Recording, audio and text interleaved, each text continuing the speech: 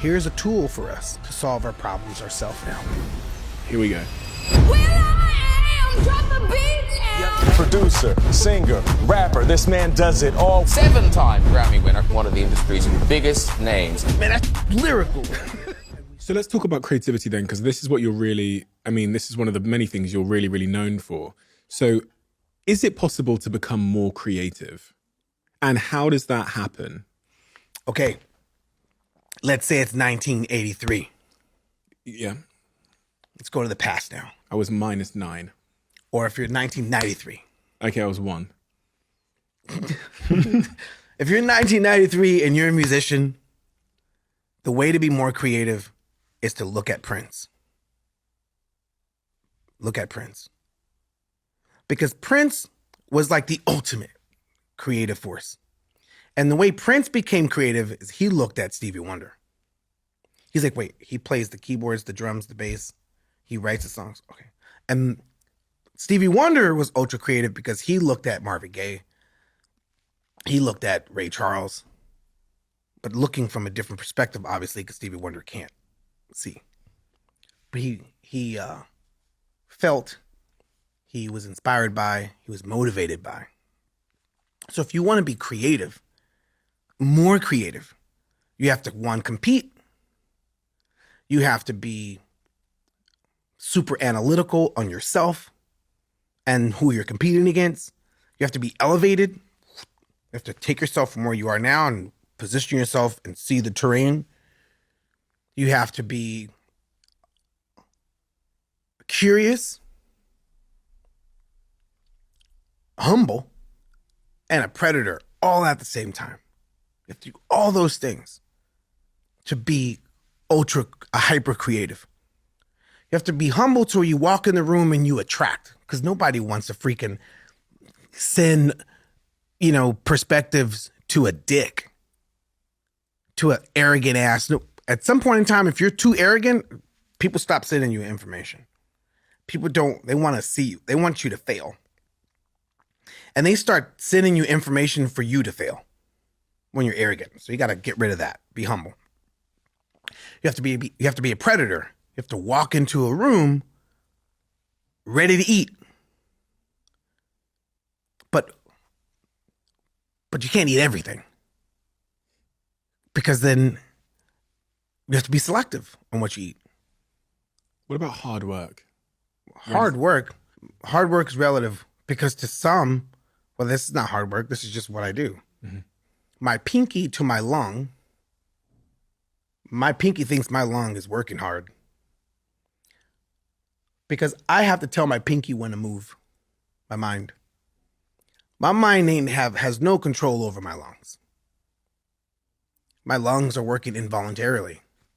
If I tell my lungs to stop, I could do that. But then it's just going to kick in on its own. My heart's even more involuntary. I can't will okay, stop now, stop. You've been beaten for freaking 48 years. You need to take a break. It's what it does. You cannot, you can meditate, you can slow your heart rate down, but you can't make it stop, bro.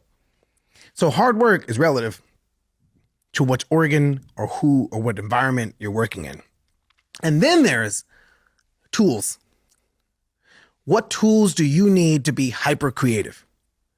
You need a humble heart. You need a fierce, competitive, predator type of vibe as well. You have to be disciplined because you can't eat everything. You have to be elevated. You have to see everything. And you have to be magnetic. You have to attract everything. What about failure and then also the goals of creativity? Because I think the two things are kind of linked. So fear, failure, and then what is the goal of creativity? Because if I set myself, I've just started learning to DJ about a year ago, and if my goal is to become the biggest DJ in the world, that might make me fearful. It's a huge mountain to climb, and that might make me scared of failure, so I might not start. But real creatives seem to, from what I've observed, they don't seem to really give much of a fuck about the outcome as much as other people do. And what is the right goal for creativity, and what role does fear and failure play in being a good creative? The reason why you're fearful is because you're worried about what people think. It's true. And if you're worried about what people think, then maybe true creative is not what you are. You just got the costume of creative on. Because creativity, when you're creating and it's like a rinse, whether the rinse, a sponge absorbs, and eventually you got to rinse it out so it can absorb more. Do you think a sponge is like, oh man, I don't want people to judge how I'm rinsing myself out, or I'm gonna make a mess? You know what I'm saying? A sponge ain't thinking about that. People are like, are you talking about SpongeBob, Will? Like, no, bro, I'm talking about just like the metaphor of absorbing and rinsing. Or let's say vomiting. It's powerful. You can't control it.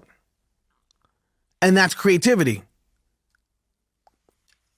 And some people would be like, yeah, that's right, Will. The stuff you make is like vomit. You make me want. No, if that's what you think, I don't care. I have to let it out. It's like shitting. Now, people could say, yeah, Will.i.am, your shit is like shit. But I'm going to ask you, which farmer does not need manure to grow and cultivate? You need it. You cannot farm without it. You can't grow anything without it. It's like cycles of life. And creativity is that. The moment you start worried about people's opinion, then you definitely, by default, are not a creative. You're doing it for the wrong reasons. What is the right reasons?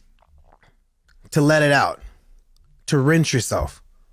It's like you absorb, you rinse. Nothing you've said is about the impact it then has on the world or others. Well, no, that's a different tool. Right. And then once you mastered, like, I absorbed, I rinse, and that becomes therapeutic, and you see in how that helps you, then you're like, wow, wait, if it's helping me, well, then I can be strategic, and I could do something to help others. Mm-hmm. First, it has to help you. You make sense of the world and whatever it is you're doing, whether you're painting, you're cooking, you're teaching, you're tutoring, you're making songs, you're making dance, you're writing films, you're doing journals, whatever it is you're doing, you would have absorbed the world and rinsed and contributed in some way that brings progress to yourself and others.